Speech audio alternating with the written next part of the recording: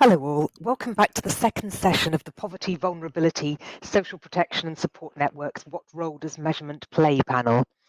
So we're taking a slightly more practical shift this afternoon by looking at the evaluation of social policy programming. We've got two excellent papers by Rama Atta and James Copestake and Jennifer Joel. Rama and James are going first, looking at cash transfers, support networks and wellbeing, a qualitative assessment of Ghana's LEAP programme in an urban setting. So I'm going to load their files and get them up very, very slowly to give more people a chance to filter into the room. We will have plenty of time for discussion at the end, as we do have just the two papers, but I'm confident that they're going to generate a lot of interest.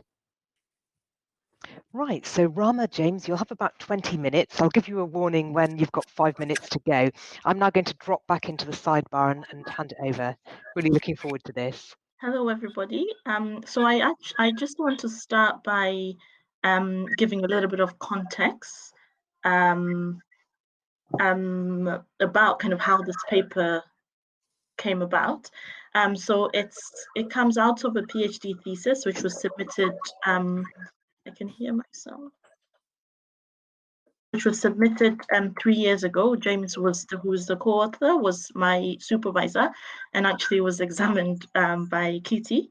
And broadly, the thesis looked at the relationship, the kind of relational effects of the LEAP cash transfer program, rather than the issue of measurement as such. But I think since then, the debate has moved in a direction that we think we have quite valuable things to say and things that add kind of meaning to the debate.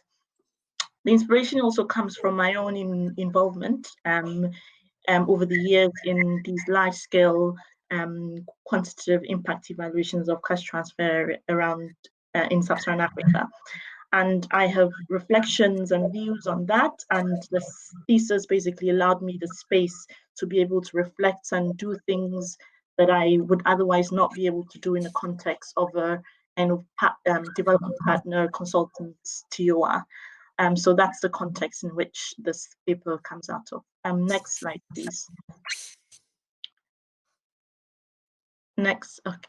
Oh, again, please. So I'm not gonna, I think we're all kind of familiar with the rise of social protection, development discourse, and what and kind of where cash transfers sit within that as the main kind of delivery mechanism for social protection. But as cash transfers have become more kind of dominant, so too has the need for evidence. But I think this evidence is quite limiting in a number of ways. There's a lot of reliance on quantitative data. Often it's based on experimental methods. There's a lot of focus on narrow material outcomes, so health, education, consumption. Also, it kind of ignores perception and experience of these cash transfer, and call is often seen as, explaining strange things that emerge in the quantitative data. And a lot of social issues, particularly relational issues, are seen as too complex to even think of measuring rigorously. So it's kind of these limitations kind of call for a need for broader approaches and broader frameworks for looking at how we do research about cash transfers. Next slide, please. And what James and I try to do is to put forward a framework which is more holistic and which we believe is more holistic and complete in understanding cash transfer. And the framework has kind of two components. One, it uses well-being as a discursive space, which we think is much more broader than looking at, say, poverty or resilience and economic security. And also within that, we kind of advance this notion of relational well-being, which is basically how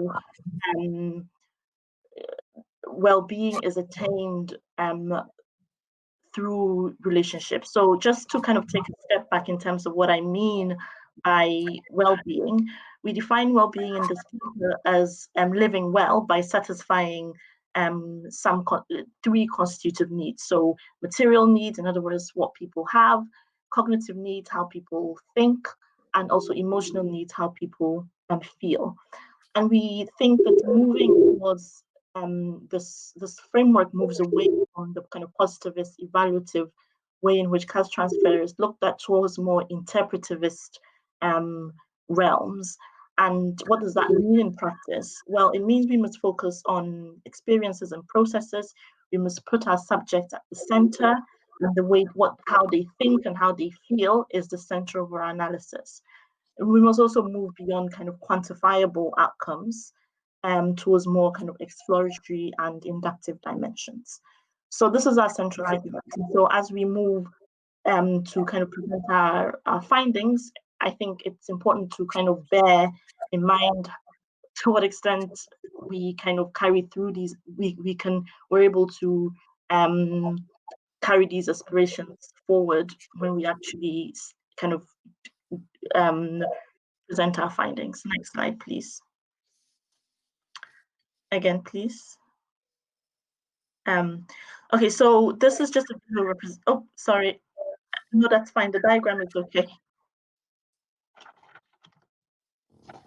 Thank you. So this is just a visual representation of the framework that I was discussing earlier. So it basically looks at kind of how well-being is attained, how relationships allow us to attain material, emotional, and cognitive needs. And then also once the cash transfer comes into the picture, looking both at the direct effects of the cash transfer and how cash transfer might affect well-being indirectly through relationships. So this is basically a visual representation of kind of our thinking. Next slide, please.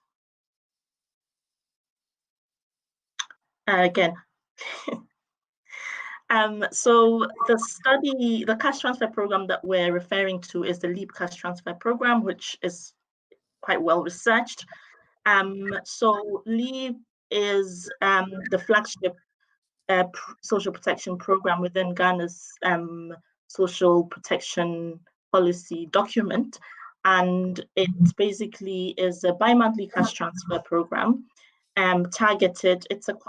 I wouldn't say complex, but it's to some extent, it combines the proxy means test targeting approach with the categorical targeting. So your target group typically are elderly who are 65 and over, people with household, individuals with disability, and households with orphan and vulnerable children. The transfer value ranges from what is the equivalent of $5 to $9, depending on household size. Next slide, please.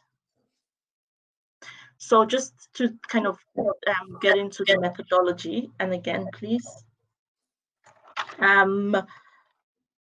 So we used, again, kind of bringing in or kind of reflecting the kind of our call for a more interpretive approach for evaluating and researching cash transfer. We used a qualitative approach, and this allows us to uncover meaning, process, and experiences. But we also use the longitudinal approach, and I think that allows for familiarization, it allows for greater nuance, and also understanding of the situational context of individuals. I get to this in a minute, but as I think the way in which we measure relationships and network is basically through exchanges. So we ask people, what did you receive? What did you give? And what meanings are in these exchanges? And that actually necessitates accuracy, right? So that needed us to be with these households much more frequently, and to uncover more depth than one would be able to do in just a one-off visit. So we visited households over 19-month period, 7 times. The study is set in 2 urban districts, which it's the 2 in Ghana's most urbanized region. The study focuses on 18 LEAP recipients and also supplemented by key informant interviews. Next slide, please. So earlier I spoke about the kind of our approach to how we delineated the support network. So we operationalize social relations through give and take relationships. So a network is a snapshot of self-other interactions.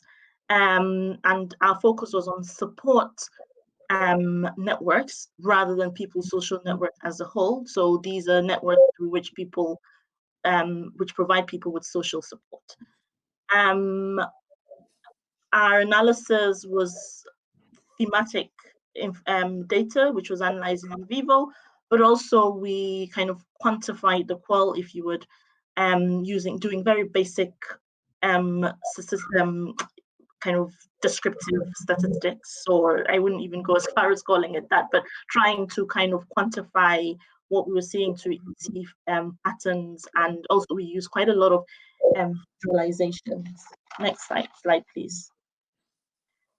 So just to jump straight into the findings, again, please.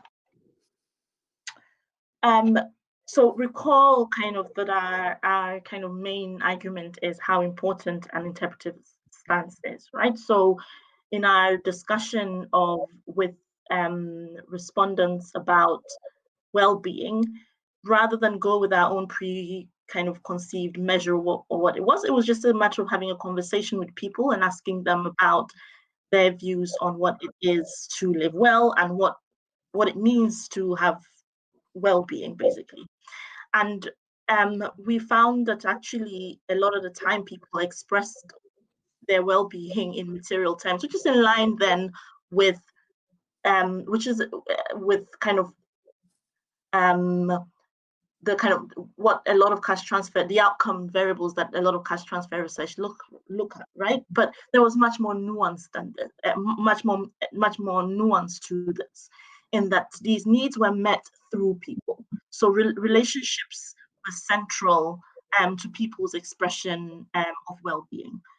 And I think that was, so again, you know, this is a much more wider realm than we typically are able to get through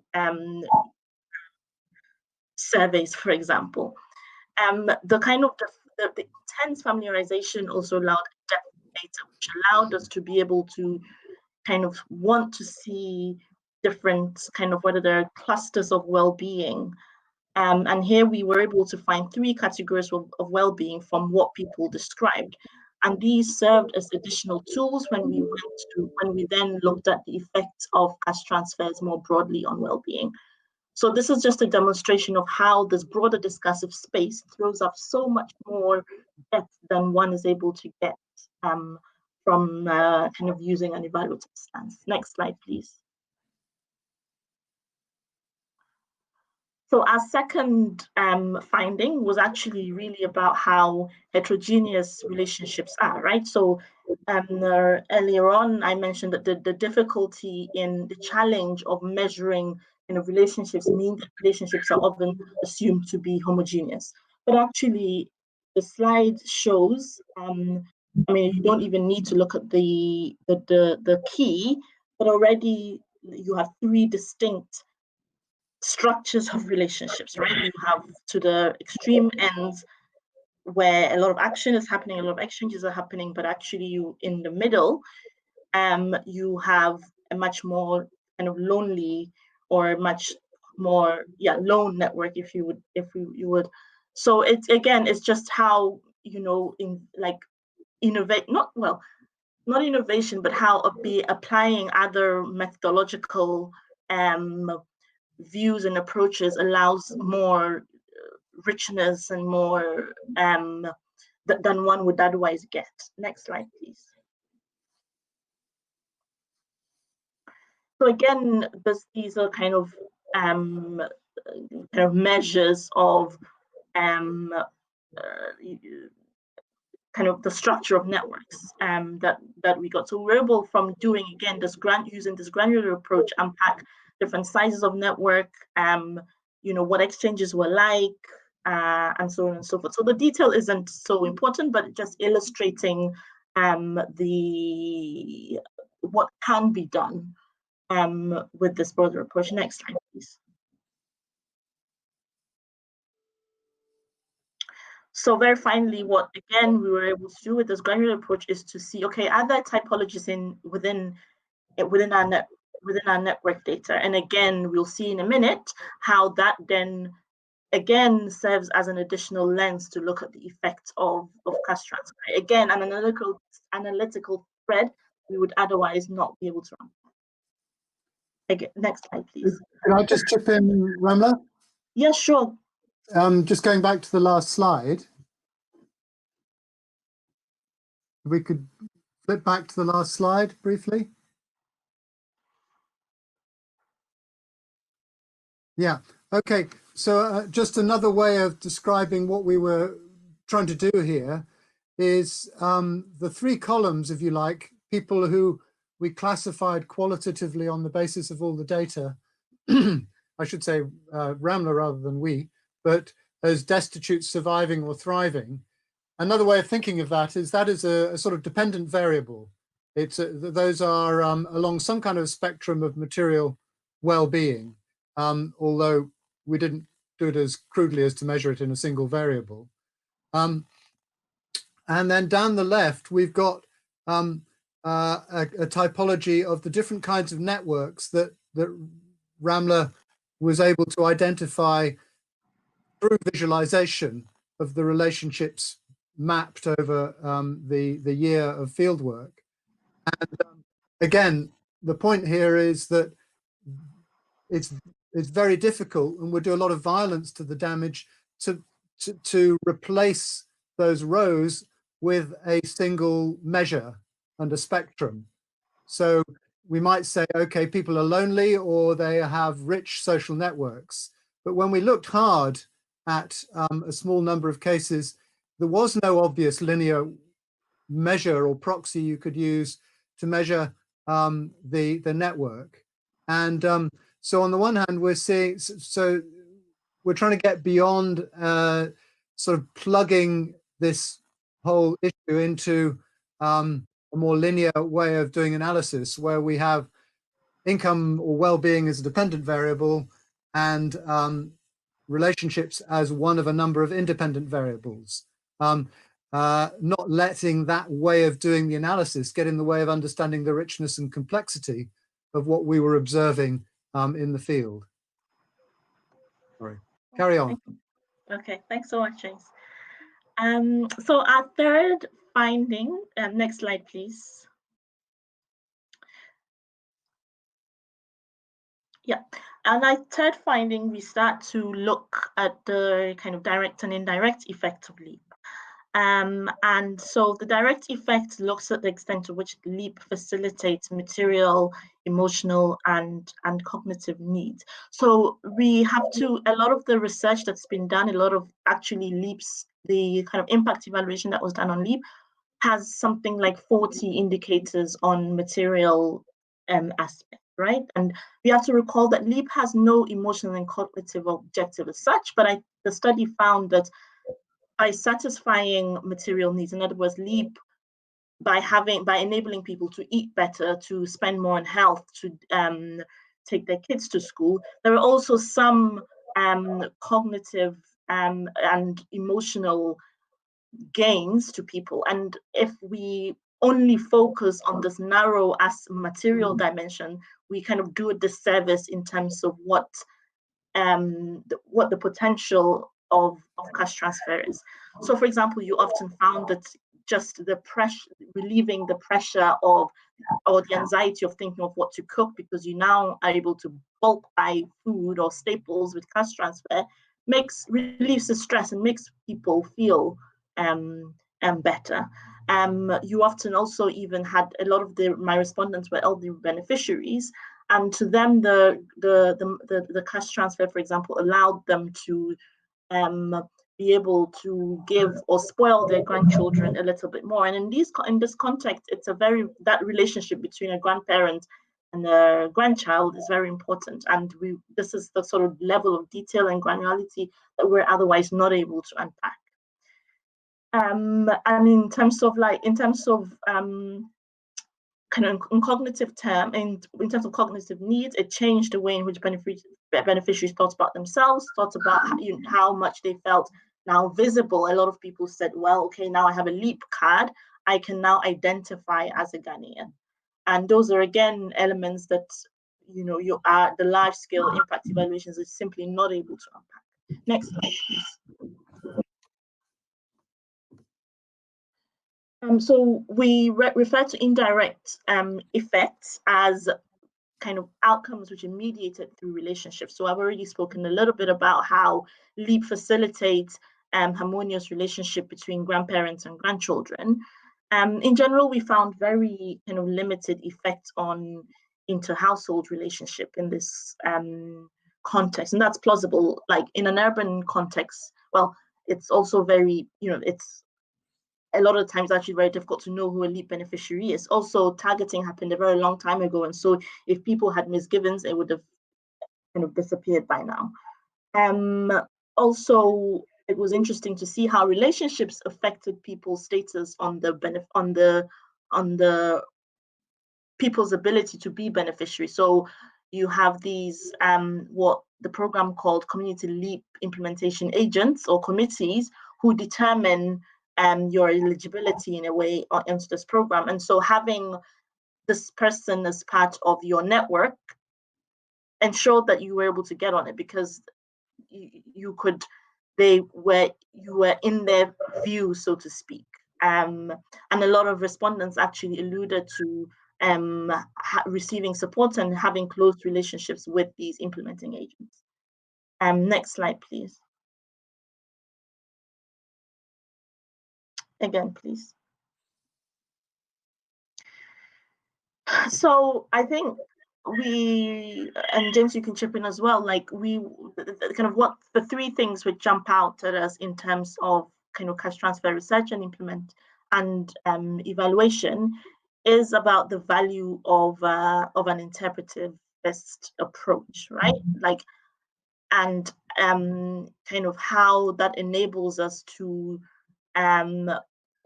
do justice to the evidence that is being generated. I think what we also find is that, of course, relationships, like social relations, are heterogeneous, and the social aspect, although like more can be done to unpick them, and that we've demonstrated that with this research. In terms of LEAP, I think it's what we've been able to do with the broader framework is to say, okay, it's more, of course, if you give a beneficiary a very poor household cash, they will eat, they would go to the clinic and so on. But there is a much more broader field that we missed if we're being only focusing or only doing business as usual. And we think that this, so it's, our findings show that it's, or from what we did, it was very difficult to say, okay, LEAP is having an overall positive or negative influence, but I think we see additional pathways, additional well-being impact, which we think are useful for hypothesis formulation and for refining program theory of change. Let me just very quickly finish with a couple more comments, making links to other presentations in this conference. So the first one, I guess, is with Annalena Oppel from the last session.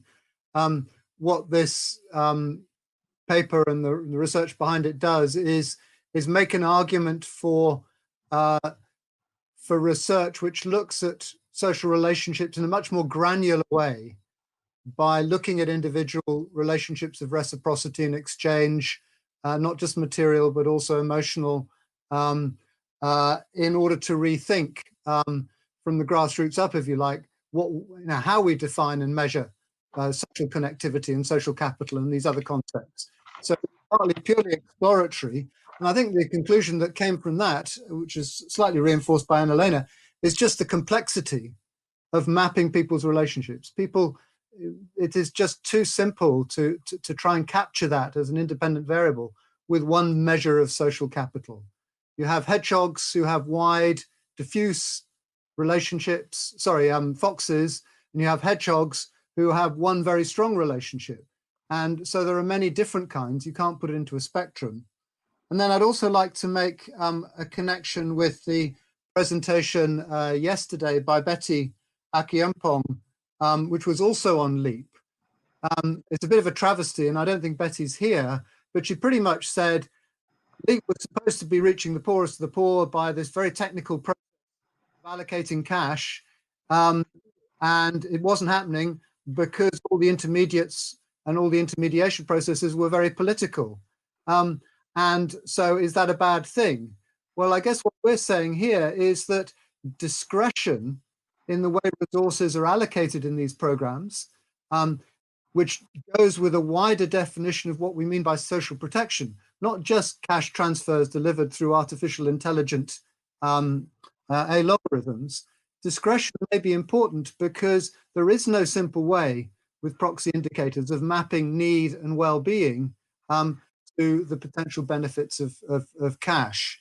And so that discretion in terms of creating a situation where, whether it's a social worker or a local government worker, the assemblyman, with community corroboration and feedback, actually lead to a better allocation, even if it's politicized within clientelist networks and so on, may actually have higher well-being outcomes than some perfectly implemented mechanical approach, which relies on a mechanistic association between income and a cruder measure of well-being. So we're not arguing that definitively from a very small case, but we're saying we should be very cautious about just evaluating these programs in those narrow terms, rather than this wider framework which gives more weight to the relational well-being and the mechanisms that operate through that.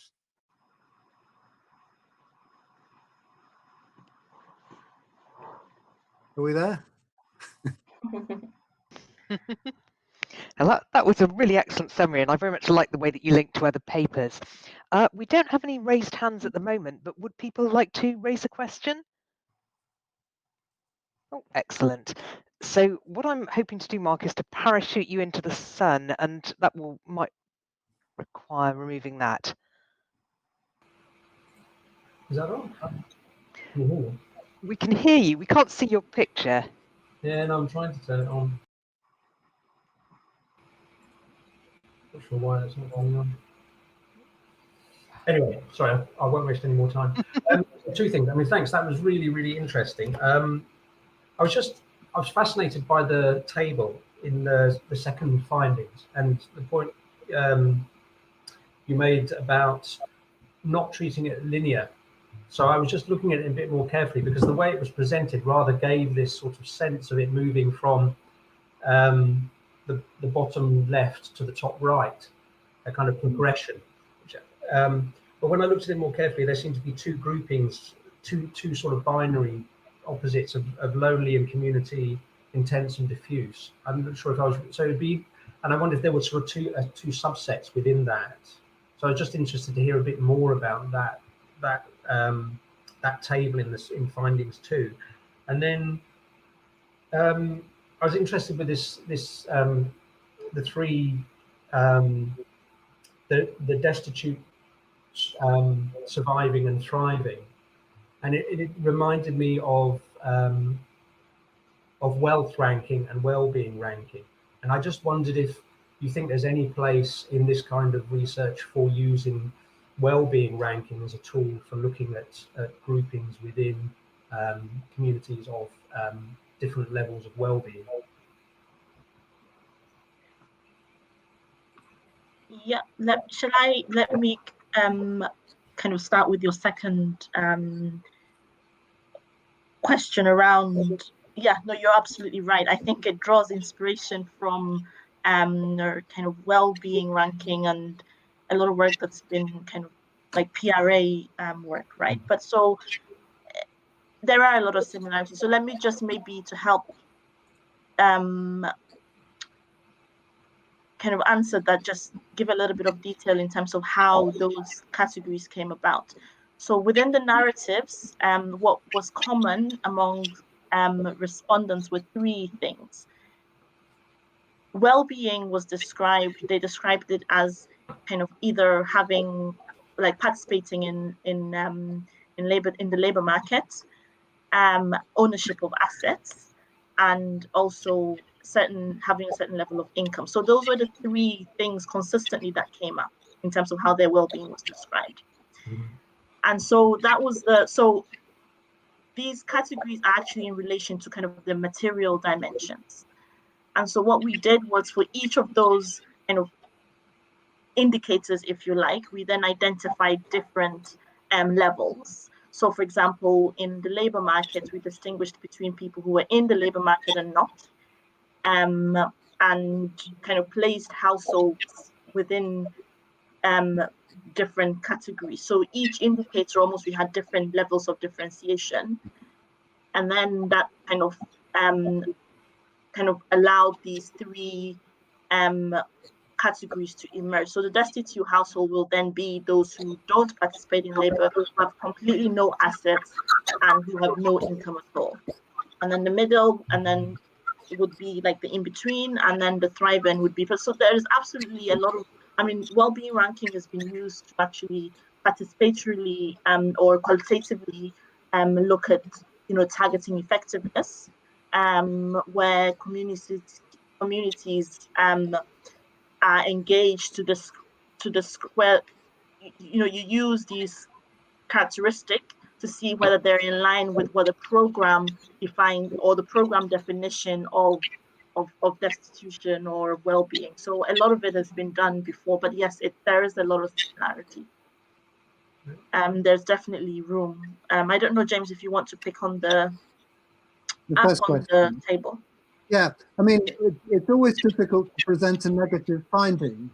And I guess if Ramla's field team and her work should come back and said, yes, material measures of well-being in terms of labour market participation, income, assets, and classifying people as destitute through surviving to thriving, is relatively easily done.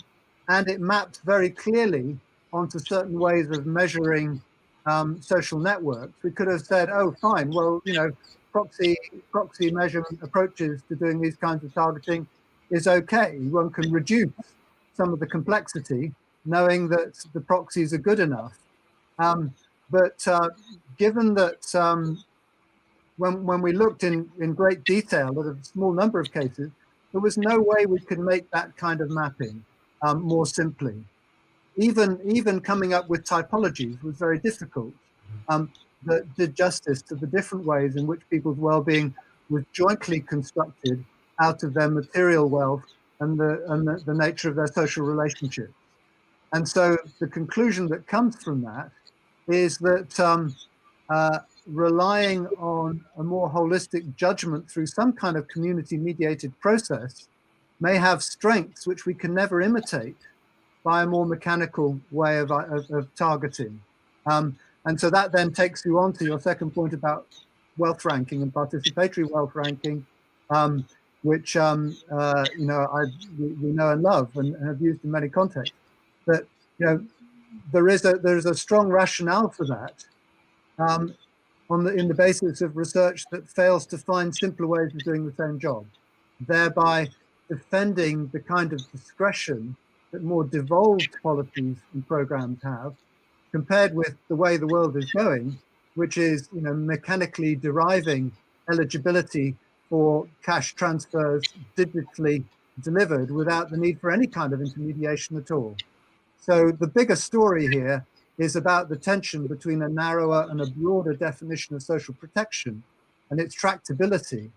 And I think what this study in a very small way does is tell us to be cautious about rushing to so-called more efficient targeting methods that somehow get away from these messy, socially mediated processes.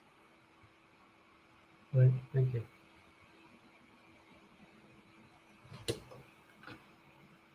Thank you very much. Right. Thanks very much for that, Mark. I'm now going to bring Matthew up to the spotlight. Matthew Walsh from GDI. Thanks for a fascinating presentation. I really enjoyed it. I just wanted to ask a little bit about the kind of location of those social networks and whether you felt that there was anything kind of distinctive about the fact that you were looking at this in an urban setting. And I ask this partly, I mean, my PhD research was on the Senior Citizens Grant in Uganda, and very much in a rural setting. but looking at kind of relational well-being and how that was affected by the receipt of the pension. And one of the things that I used there was this notion of a multi-local household, because those pensioners, when you actually analysed their households, they didn't really make sense often in a kind of a mono-local setting. It was only really possible to understand, aspects of their well-being in material and in relational terms when you thought about it across this wider household. So that included urban family members and also rural family members in other locations. And when you sort of explored it in that multi-locational sense, you did see some impacts of the pension coming in terms of, for example, negotiations around support for grandchildren. So, I know you touched on that as a kind of key relationship for older people, certainly within LEAP. So, I mean, it was just, from my perspective, it'd be really interesting to hear whether those social networks were basically primarily constructed in an urban setting, whether you were thinking about kind of relationships with others in other locations, and whether that, I noticed you said it's plausible there's things going on within the household, but we didn't, necessarily demonstrate that, and whether that kind of slightly narrower version of the household is one of those maybe reasons that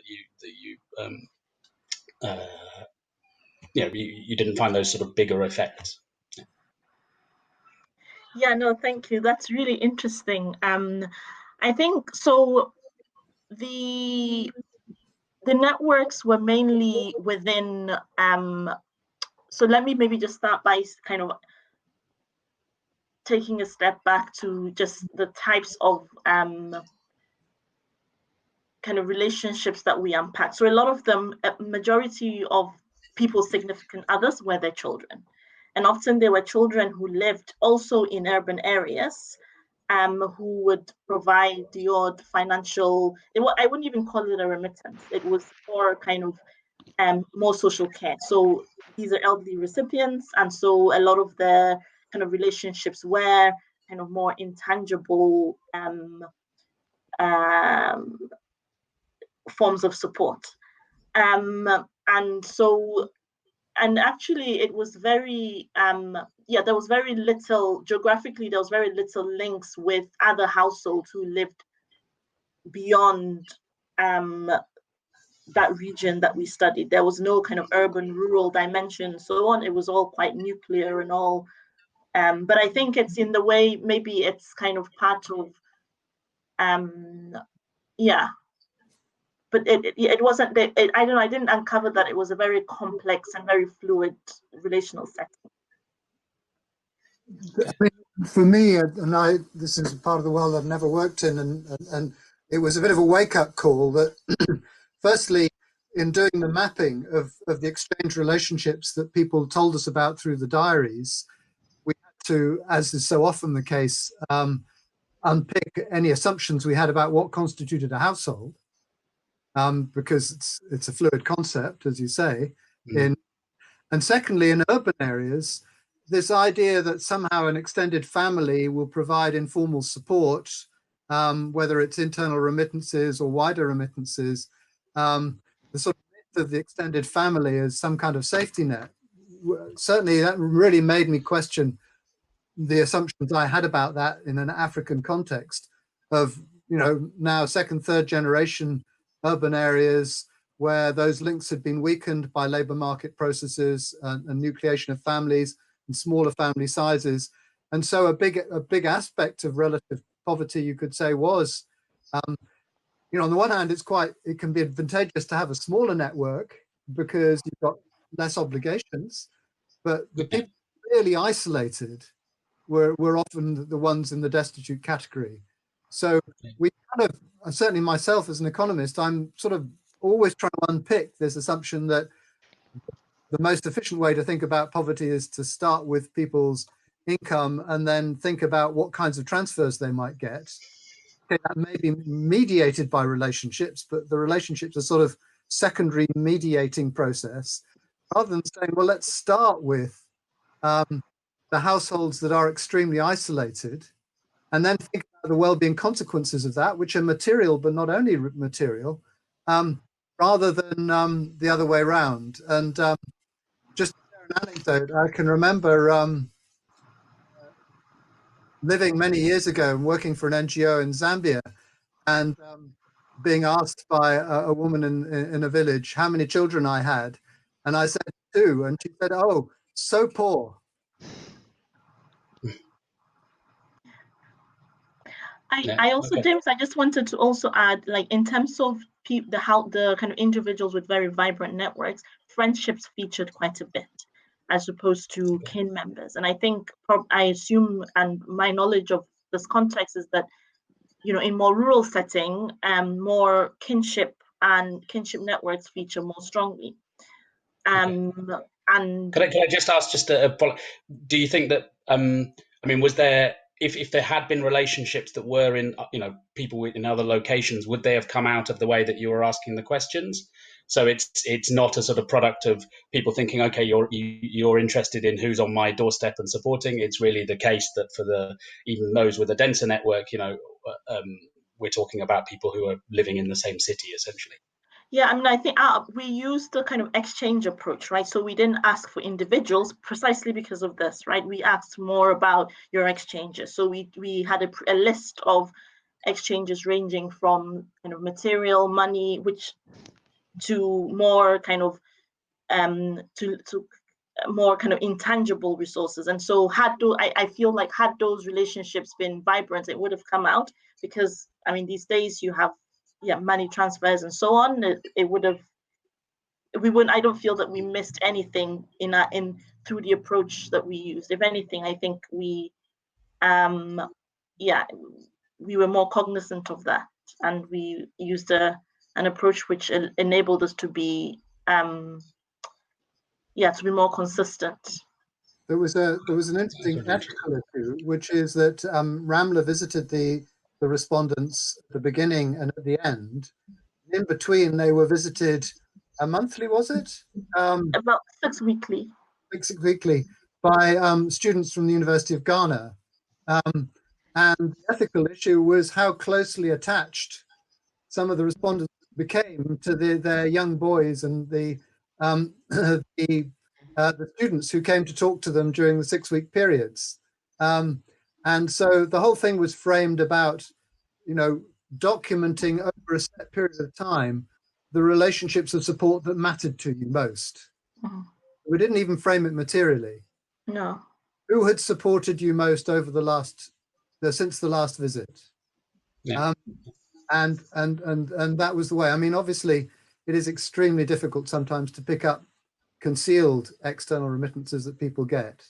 But by the end of it, our respondents were being treated by our interviewers were being treated by the respondents in a very family-like way. Okay. I mean, as an aside, I certainly found in my initial survey to identify households like very significant underreporting of remittances in particular, and including, you know, from migrants, and that was much more the case amongst the male respondents than amongst the older women, who, you know, they didn't report everything, but they were more likely to kind of be consistent in the initial survey with the qualitative work, whereas the men, there was often quite a big disparity, particularly so when you then went to the other end of the chain. Yeah, I think the framing really helped, and I think focusing more on just broadly on well-being, like how have you been doing as the entry point, really helped. And also I think the longitudinal dimension also helped to kind of get because rapport is built and so on, and so people almost, and when we stopped the research, we had respondents sometimes getting their grandchildren to call to see if we were still coming. So it almost become like, you know, in an urban setting where kind of people are a bit lonely because every young person in the household has gone off to trade and so on. It became, I think the rapport aspect helped to kind of overcome some of these challenges in data collection. Thanks very much. One thing which maybe didn't come out of the presentation, let me just add, was that part of Ramler's motivation was having participated in endless impact evaluations of cash transfer programs around Africa. This was a chance to actually stay behind, as it were, after the interviewer had left, and get a richer sense. And we were very explicit about trying to understand support relationships without it being framed with reference to LEAP. Yeah. So research objective 1 was just to understand the social networks and the support relationships that people had. and then to, as it were, be able to look at how a particular cash transfer program inserted itself into those relationships, rather than the usual, bias of seeing the whole person through the primeless relationship, which turns out often to be rather unimportant. Right. Okay, thanks. That was I such don't a know how rich to take discussion. myself off the podium, but I'll remove you, don't worry. So that was excellent. It also answered some methodological questions I had, chief of which was, didn't they get a bit sick of you? But clearly not, clearly quite the reverse. So Anna-Lena has been very patiently waiting to ask her question. I'm going to bring her up now, with apologies to the next presenter, but we still have nearly an hour, so I think we'll be fine. Well, while we wait, I'll just ask, you're obviously an extremely experienced impact evaluator, Emma, and the project that you did for your PhD is nonetheless very different, as you've acknowledged, to any kind of impact evaluation you'd ever been able to do before. But do you feel, were there some things that you learned through it which you think you could bring into future evaluations? I mean, definitely. I mean, I think, first of all, in impact evaluations, you have your, it's qual just means focus groups, right? So I think this ability to be a little bit innovative about and not being afraid to say, hey, let's try it this way, I think was really, really kind of, valuable. But also just so time, I think, was I had this thesis happen over 6 years, the data collection happened over 2 years, right? Often you're not able to do that in an impact evaluation in the setting that I do it in a consultancy world. But I think, and yet the quant dimensions often they're in the field for whatever month it takes, but the qual is often kind of shoehorned and you have to do it quickly and out. So I think for me, it's been very interesting to try out new methods, and also just I've learned the value of time in doing research and how it enables you to kind of analyze and go back. And we often talk about it theoretically, but I think it's something that we could very easily bring into practice. So I think, those two elements around time and innovation, and I guess those two things are linked. If you have time, there's more, you have an ability to then experiment, right? And so I think those have been two key things that I have learned. Yeah. Oh. Well, that's really helpful. I did see Anna-Lena change her device, but it doesn't seem to have resolved the problem. So what we may need to do is pop her back in the audience and then, oh, no, sorry, my microphone and webcam is not working.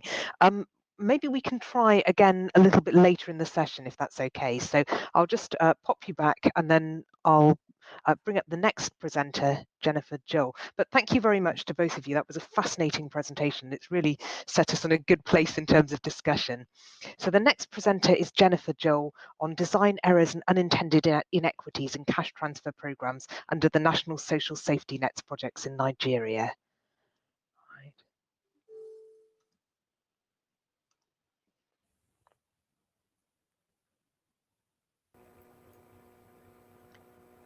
Right, are you ready, Jennifer? Shall I exit? Oh, yes, I am. Brilliant. Okay, I'll warn you when you've got 5 minutes. Okay. So good morning, everyone. Good morning from Orlando, Florida. Thank you for joining in for this conversation. So my paper is titled Design Errors and Unintended Equities in the Cash Transfer Programs under the Nigerian National Social Safety Net program. And it's interesting, particularly coming off from the conversation but I don't want to misquote your name, and James, about the challenges with measuring well-being. And so I believe that my paper is a good segue from that conversation because majorly I will be discussing the implication of some of the challenges that implementers face in specifying or operationalizing or measuring particular variables or credentials that is used for selection and eligibility of beneficiaries of these cash transfer programs. Next slide, please.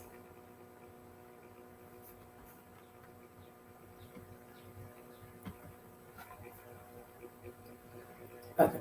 So, introduction, I would be, as I mentioned earlier, I would discuss a bit about the NASP program in Nigeria, and also to provide the local context for the NASP program. I'm sure a number of people, almost everyone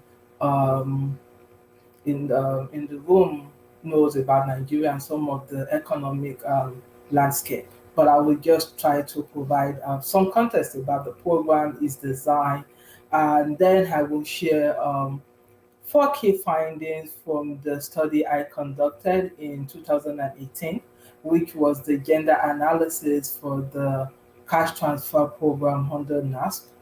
And also, I would highlight and focus the conversation on the 4 design and implementation concerns I that was unveiled through during the gender analysis, and the implication of these design errors. And by design errors, I'm focusing more on design of the program, but focusing on both the inclusion and exclusion criteria for beneficiaries.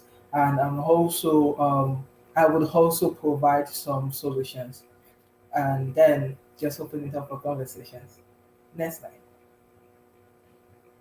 So the NASP is actually domiciled under the Office of the Nigerian Presidency, and it is the NASP. The NASP is actually a program that was funded with a loan from the World Bank. But within the Nigerian presidency, there is an office and a program referred to as the National Social Investment Programs. So under the National Social Investment Programs, you have the Empower, the the school feeding program, the cash transfer program. You have different types of program, and the target is to actually have up to about 9.7, almost 10 million direct beneficiaries. And the program, the implementation started in 2016, and is expected to wrap up in 2021. So within each of these programs, so whether you call it the Empower program, the GEPP program, which was more like a labor program, and also the school feeding program, you have a cash transfer component. And so what we did in the study was actually to conduct a gender analysis across all of these programs. And that was done across the 6 geopolitical zones in Nigeria. And we visited about, trying to remember, we visited 3 local governments in each of the 36 in 6 states across the country. So we were in about 36 local governments. Local government is in Nigeria is the equivalent to I would say a county in the US. I'm really not familiar with the UK to give an equivalent, but we went to over 136 communities, and we interviewed or we surveyed over 1,100 respondents, and we conducted interviews with about 300 individuals. And those the interview respondents include both the implementation team, both at the federal level, that is at the national level, because Nigeria has a federal system of government, at the state level, that is at the subnational level, then at the community level. At the community level, we had community liaison officer from the implementation team at the state and national level, working with communities. Then we had community leaders and NGOs supporting this implementation. So that is the background. Next slide. So economic context, and this data is at 2019, so it could be a bit different right now, but not so much. So about 42% of Nigerians live under the poverty line. So there's a huge incidence of poverty in Nigeria, and it's also women are disproportionately represented. And this is important because for these cash transfer programs, women were the direct beneficiaries. So I would also like to mention that the cash transfers were given to households where the households were described for eligibility or for selection, or just the way households were operationalized was a minimum, was 5 individuals. So the expectation is an household in Nigeria for the purpose of this program, 5 individuals, including a mother, a father, then the kids. However, women were the direct recipient of the cash transfer, and the expectation is they would use these monies for the benefit of their children, of their household in general.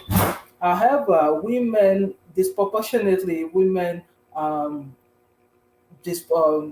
a lot of there's a lot of gender disparities disproportionately, whether you're talking about unemployment or schooling or even access to the labor market. So and all of these sort of um, inequalities, economic inequalities, always often feed into either the power dynamics within a household or even decision making. So and also for the very poor populations, the women are usually engaged in either subsistence farming or micro trading.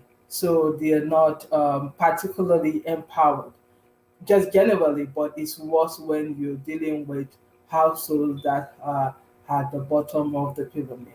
So it is within this context that the cash transfer programs of social protection programs in Nigeria actually was designed around women as the direct beneficiaries. Next slide, please. So I mentioned this earlier. Nigeria is actually divided into 6 geopolitical zones: the south, south, southeast, northeast, northwest, and north central, I believe. So as at the time of this study, the social protection program and the cash transfer was operational in about 20 states. I'm aware there are more states right now. And across states, 30% of the local governments, LGA referred to local government areas, were selected. So in a particular state, let's say Lagos, for example, and Lagos has about 57 local government. For the purpose of the cash transfer, 30% of this local government will be selected, and that is under 5, 3, or 4 local government. And also the cash transfer, I already mentioned the women, and also, but the cost of the design error, in my opinion, and from what we saw in the gender analysis, was the use of proxy means test and community-based targeting. I will explain what that means later. And also how households were selected from the National Social Register. Forgive the typo there. So just to explain, in its design, the implementers both at the national and the state level developed a metric using proxy means, proxies, that's just what it means. And they use particular criteria. For example, does the house have a congregated iron sheet? Do these household live in their own um, house housing, or they are renting their current accommodation? How much are they in formal employment, or are they in informal employment, and such? Then the community-based targeting is actually the community members actually identified the most vulnerable and the most impoverished. Now, that has a whole lot of issues and challenges, majorly power dynamics, interrelationship, even whether the right people were included in the National Social Register or the right people were eligible. So with the post-mean test and the community-based targeting, which is CBT and PMT, all of these households were registered in the National Social Register. Now, it is from the National Social Register that households were selected to benefit from the cash transfer. Next slide, please. So, there were a lot of findings, but just to highlight 4 key ones. One of the things we discovered is that there is very wide variation across the country when it comes to how the cash transfers were used, who had access to it, and who makes the decision about it. So, for example, for southeastern Nigeria, we find out that a lot of the beneficiaries were elderly people. They were not young people. They were not, and it does not mean that the young people they don't suffer from poverty. But doing the validation exercise, I discovered that one of the reasons why a lot of elderly people registered came out for the registration was because there's a culturally in the Southeast, an individual and young people were expected to be economically independent. So it was seen as shameful to collect handouts. And also in the Northwest, where there's a whole lot of cultural gender norms that is restrictive when it comes to women, we discovered that even though women were the direct beneficiaries, they were not necessarily the one making the decision about how the cash is used, what is used for, and and also in terms of, and because they're not making the one making the decision, it is unlikely that the cash transfer even benefits the household. And we discovered that is also this is also very different when you look at other family types. So the way the household was described in the design of the program is just 5 individuals. But across Nigeria, polygamy is very common. You have families with one husband with 2, 3 wives. And so they have multiple, like micro units within the same household. And unfortunately, because of its design, only one wife out of 3 wives, for example, will be designated as a beneficiary. Then that led to a lot of intra-household tension, particularly within polygamous family types, and that is something that was not taken into consideration in its design. Also, is the one of the biggest challenges, in my opinion, was the fact that in its design there was no metric for graduation and also decision making. Next slide, please. So for consent, so just to highlight quickly, one of the, as I mentioned before, definitely inclusion and exclusion errors in the selection criteria. Number one is there were children that did not belong to any household. They were because they did not belong to any household. They were fending from themselves, particularly in the Northeast where you have a whole lot of violence going on. Particularly the Boko Haram insurgency. And there's also challenges with the definition of household living above or below the poverty line, because a household might not be earning an income, but the whole of the household, particularly in the rural area, rely on remittances from urban areas or even from relatives outside of the country. But that was not really focused upon. And there was also the issue about the capture of urban poverty. So the capture, there were definitely challenges with capturing urban poverty, and what that means in terms of targeting of or even the eligibility of very poor people that live in urban areas. And also, even though the way the households were described as just a unit with 5 individuals, um, it was an optimal something that is focused on optimality, or optimality. But there was also issues of equity around it. How do you, particularly not just for polygamous family, but also extended household where you had multiple generations living in it. Then the third aspect was actually about the monitoring and evaluation of the program. Next slide, please.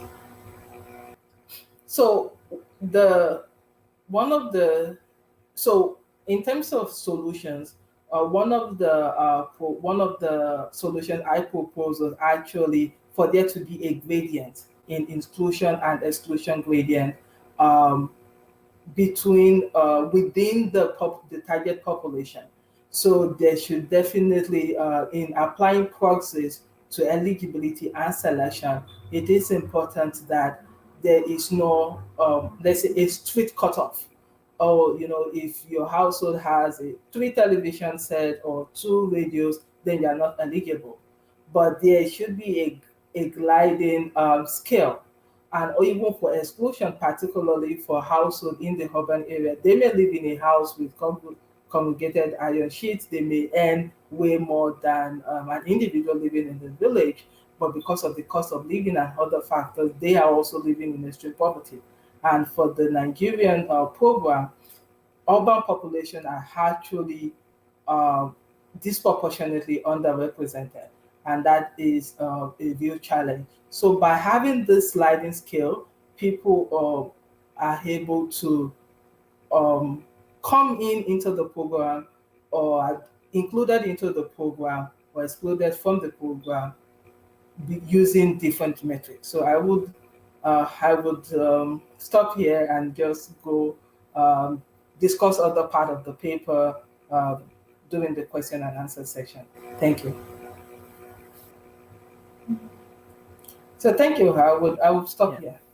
Sorry, I hadn't intended it to have such a dramatic effect, because normally people tend to ignore those and just, go on, go on for the next 3 minutes. So we do have the time. Please, if you want to draw it to a more natural conclusion, then feel free to do so, and I'll just sort of move out of the picture for another 2 or 3 minutes. Okay, thank you. Next slide. Okay. Yeah. So the implication of the design errors. Number one is there is a false positive where households are cleared by the community, but they receive remittances from relatives living abroad or in the cities. And also, because it's community-based targeting, there are a lot of intra-communal dynamics. So, for example, we had a community leader actually doing an interview. He mentioned the fact that his community were excluded because the other community leaders had more access to the state government than him. So even in terms of the selection of the 30% beneficiary, there's a whole lot of politics going on, particularly at the local level. And also this same sort of intra-community politics, particularly between households and families, exist within communities.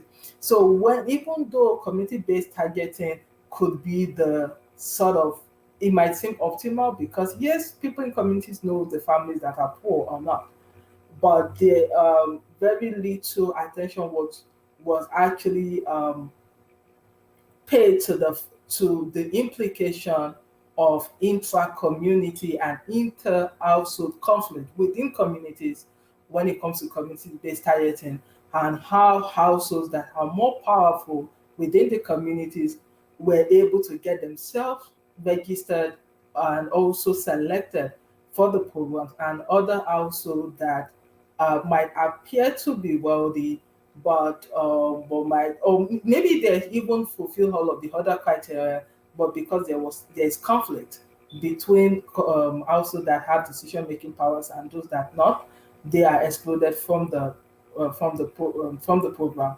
And I also have to highlight the fact that women actually suffer double jeopardy. And what I mean by that is the fact that women were often excluded in this sort of community decision making, like the town hall meetings.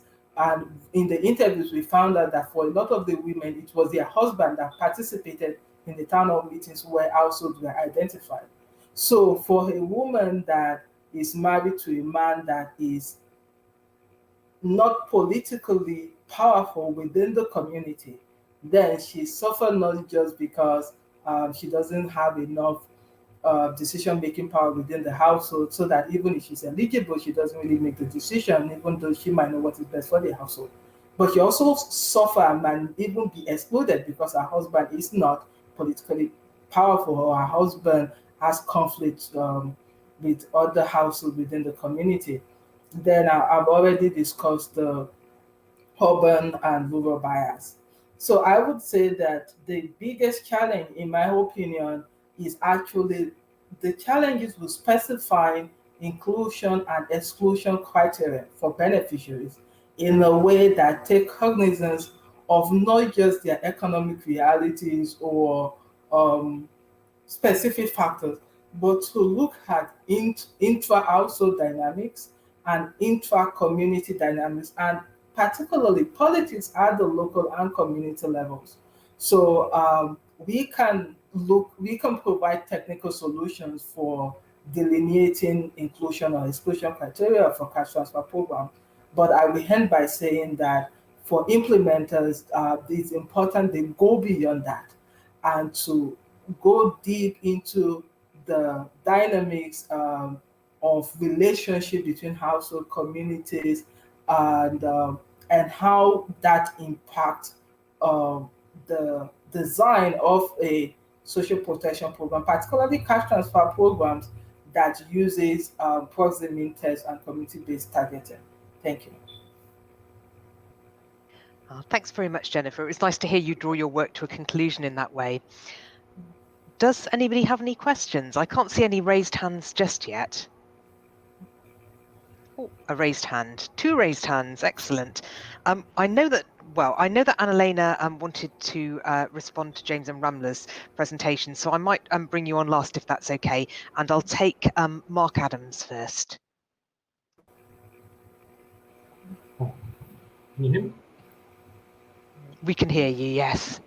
Just thank you very much. I was just interested if you could talk a little bit more about your grading idea, how that would work in practice. I could barely. There's a challenge with the audio. I think you said talk a bit more about your grading idea. Okay. Okay. So in terms of a gradient, for example, for inclusion criteria, particularly for proximity, so it is possible to look at to operationalize extreme poverty with different criteria. So, for example, an inclusion criteria for the rural areas could be households that do not own farmland, or households that are renting land to farm as a demonstration of extreme poverty. But in the urban areas, in cities, for example, you want to look at households that live, if they are in formal employment, they earn below the minimum wage, and if they are in informal employment, um, if they are in informal employment, households or individuals with, that earn very minimal. And one of the ways even though it seems very difficult to operationalize, during this COVID pandemic, there was some conversation about providing palliatives for extremely poor households in Nigeria. Then the same program came up with a very unique idea. They decided to go with accounts. So in Nigeria, everyone have what they call a BVN, bank verification number, that is attached to all of your accounts, bank accounts. So the government have literally access to everybody's bank information in Nigeria by law. So they decided that for anyone with an account balance of less than 5,000 naira, 5,000 is the equivalent of about $12, then that individual is eligible for the COVID palliative. So those are the sort of specific criteria that delineate what poverty means in the rural area as opposed to the urban area. Then in terms of exclusion criteria, so for exclusion criteria, as I mentioned before, there are households that do not generate, do not have enough income. But what was not captured in the income measurement is actually remittances. And also, so there needs to be a way to capture households receiving remittances from relatives abroad or relatives in the city, because in Nigeria it's cultural to send money back home. And then secondly is also in terms of exclusion criteria is to also look particularly for women. So one of the metrics for economic empowerment that is often used is land ownership. But in Northwest Nigeria, that would be a very wrong measurement, because women come into marriage with land as dowry. So women bring land into marriage from their families. So we need to be careful that when people or when households are being excluded because women in the household own lands, this is this is definitely not a measure, not necessarily a measure of the economic well-being or prosperity. It's just a factor of the prosperity of the family they came from, not of their own household being married. So if there are different scales and there is no cut-off point, well, a gliding scale before the cut-off point, then it is possible that there will be different types of inclusion or exclusion metrics for different types of population that ordinarily could be included or excluded under the current set of metrics.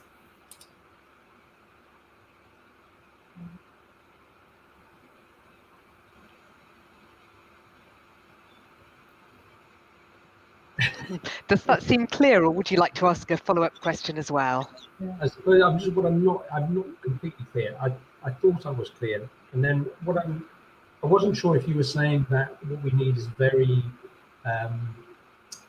complex criteria which capture the complexity of people's existence, or in addition to that, there's some kind of graded scale. Yes. Yeah, that is actually the second point is what I'm making. There needs to be a scale, a gradient scale of exclusion and exclusion criteria that differentiates between urban poverty and rural poverty, that differentiates between households with one husband and wife and polygamous household with one husband and 3 or 4 wives, that differentiates between household with extended household or multi-generational household. Because currently there is really no differentiation, because the experience of poverty and access to economic resources differs across those different types of households. Thank you. Thank you. Excellent. Well, I'll pop Mark down and then I'll bring up James Copestake.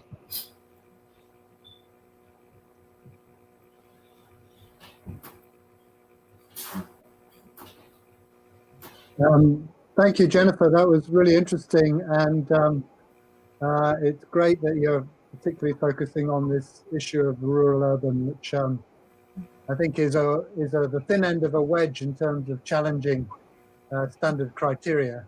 I've got a question about more maybe the political economy of the design of social protection in Nigeria. I mean, given the size of the country and political complexity. I'm interested in how much of a discourse there is about variation in the implementation of the program at subnational level. Because on the one hand, you've got the external funding and so on, which may lead to more uniformity. On the other hand, you've got these very different contexts, which would encourage variation. And there's this growing literature on experimental governance. Coming, I suppose, partly out of China's success in reducing poverty by combining strong centralized criteria for assessing performance with a lot of latitude at the subnational level to experiment around implementation. And in other fora at this conference, people have been talking about pockets of excellence, which connect with that. And with social protection, you've got these very different political interests. Do you go for a much more centralized scheme, which a populist leader can manipulate at the press of a digital button? Or do you go for a more devolved one, which creates lots of opportunities for patrimonial intermediation? And it strikes me that there's a very rich strain of research, potentially in Nigeria, for looking at why and how these programs get designed and changed incrementally at the subnational level. And I wonder how much that is also part of your own research trajectory. Yeah. Thank you very much. That's an excellent question. The political economic dimension of this is very rich because there's just a lot of moving pieces. So as you mentioned, the fact that externally funded would assume that there's a bit of equity in location and targeting, but there have also been a lot of reports, particularly during the last election, whereby cash transfers were targeted to states, subnational units, where the incumbent government needed to win elections. So people received their cash transfer 24 hours before the election. So there was a lot of outcry in the media about the use of the cash transfer for electioneering purposes. Then also when you look at so there's a lot of focus on Northeast and Northwest Nigeria because that is where you have the higher rate of poverty in the country. But away from that, but even with that, one of the things I noticed was the fact that Katsina State, which is not one of the poorest states in the north, was selected and had the highest number of beneficiaries. It becomes interesting when you know that the Nigerian president is from Katsina State. So you start asking some questions about the political economy of the choice of states for implementation. But in the conversation with the design team at the national and state level, they justified their selection. Then also at the subnational level, it become not even technical. It become highly political. It become highly political majorly because there were instances of reports of the cash transfer being used for patronage. So for patronage, for political favors, and also even when it comes to communities so within the state you have local governments, then you have local communities. So even communities that benefit, it's often communities that have high degree of political goodwill with the state government that benefited. And I will conclude by saying that because the design is at the national level, but the implementation is at the subnational level.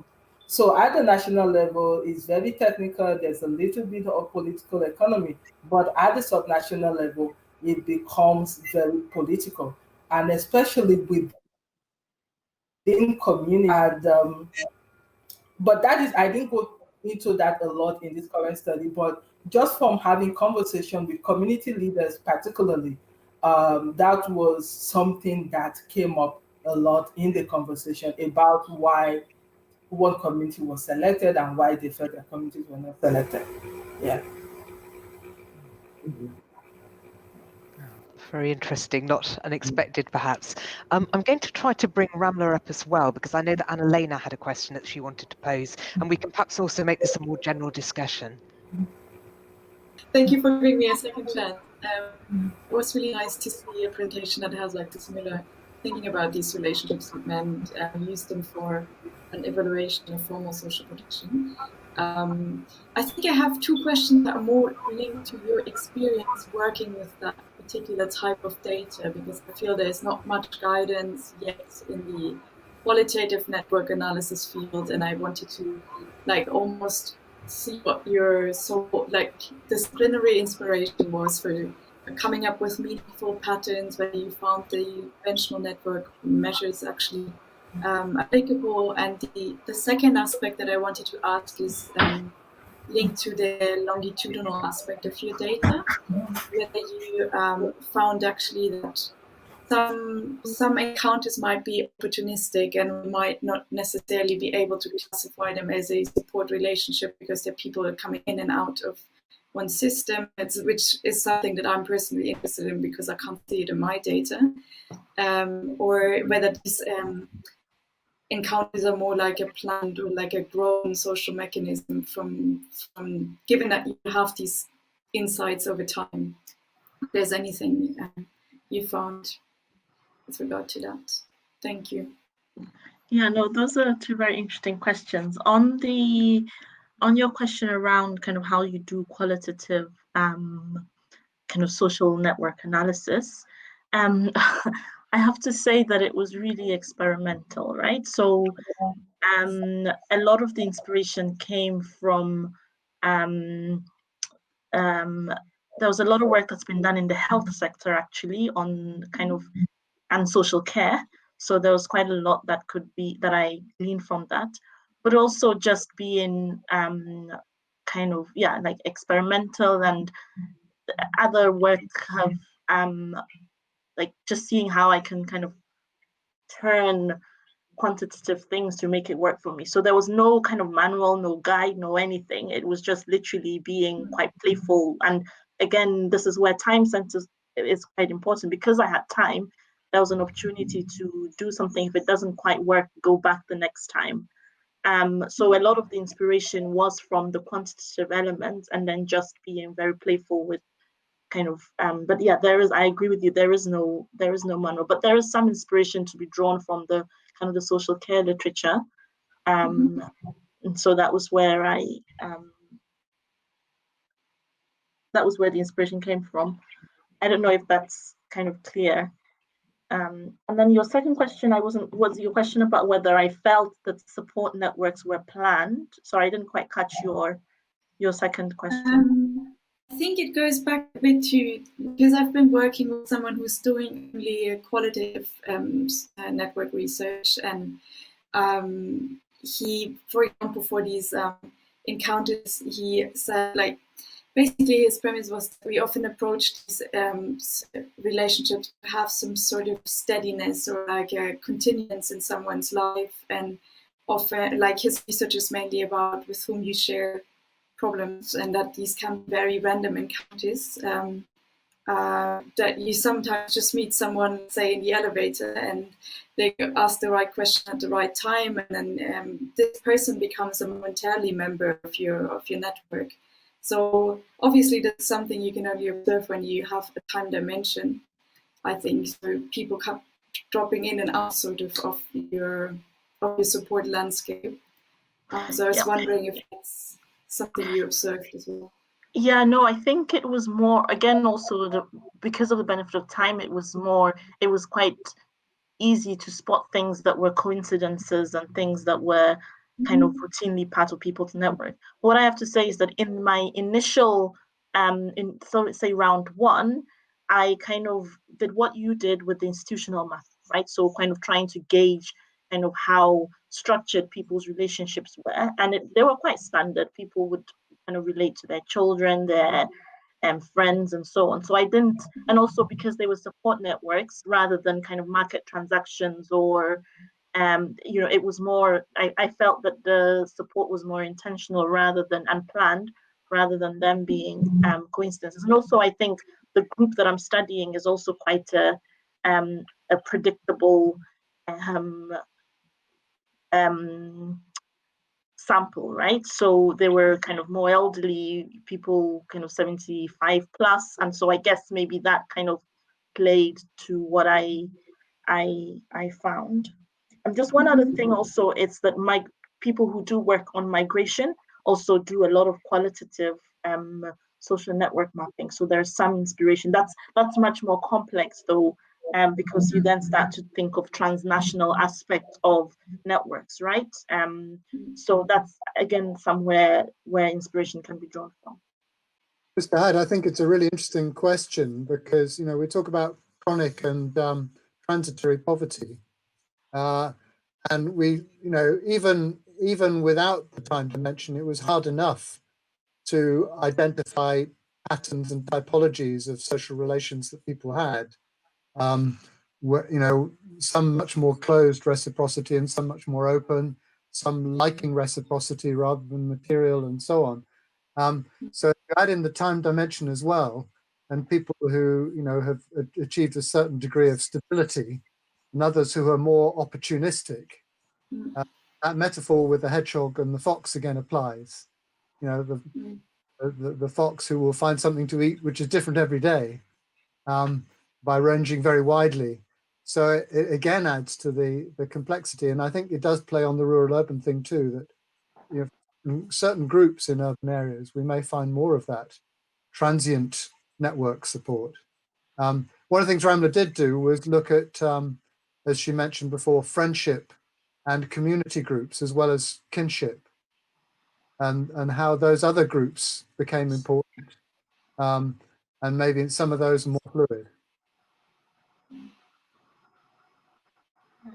And I guess an aspect also that maybe then comes out was that the kind of network mapping of the network was just one aspect, right? So there was a whole aspect of the qual which tried to understand the meaning behind some of these relationships, and that further helped kind of determine whether that unpacking the meanings and the values within this relationship actually helped for me to say, okay, I'm actually after support relationships versus kind of a person's entire network.